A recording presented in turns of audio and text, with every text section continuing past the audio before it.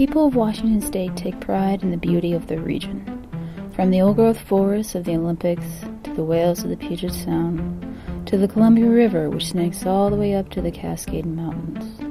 But amidst the beauty of the region, there are hidden dangers, ranging from the severe to the catastrophic. Environmental disasters are an inevitable part of living in any area, which is why preparation is key.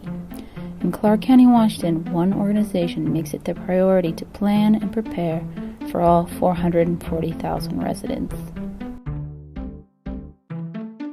CRESA stands for Clark Regional Emergency Services Agency.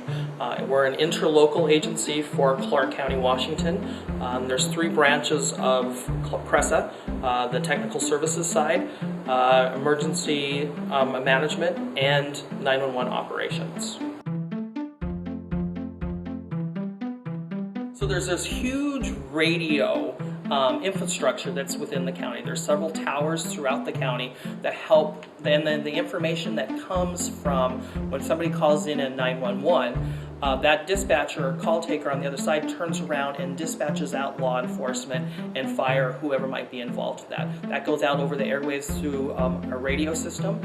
It goes through the tower system that's throughout the county and to those first responders wherever they might be. Now on the other side of it, they're also contacting and communicating through with us on the emergency management side through via email, cell phones, pagers to make sure that we're aware if there's something major going on that we need to be involved with. The biggest ways that we prepare for an emergency is in our planning processes of making sure there is a plan for Clark County, how we respond to different emergencies. And then we train and exercise those response plans with fire, law enforcement, public works, public health, the schools, whoever they might portray and have a role in that, so that hopefully that when that type of emergency would happen, it plays out the best that it possibly could.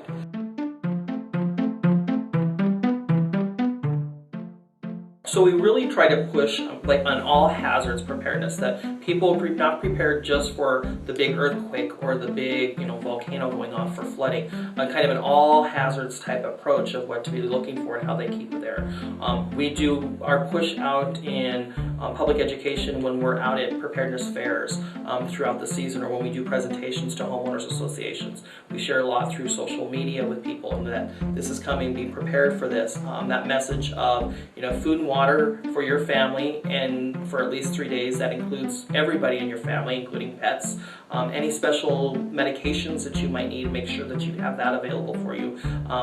Batteries, lights, flashlights, a heating source, those types of things depending on the season of the year, to keep your family comfortable.